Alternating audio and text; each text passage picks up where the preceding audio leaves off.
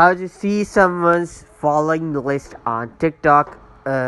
So yeah, guys, let's start the video. So first off, if you are new on this channel, so hit the subscribe button and make it 1,000. Hurry up, guys, and like this video. It's really help me out.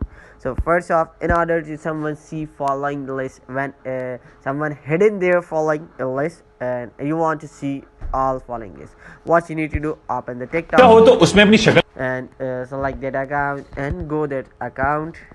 Let's say I've opened this account and I want to see this person following list. Whenever I tap on that, it will show the following list is hidden due to this account's privacy settings. It says this account privacy setting is private. I can't see that, but there is another way to see someone's following list.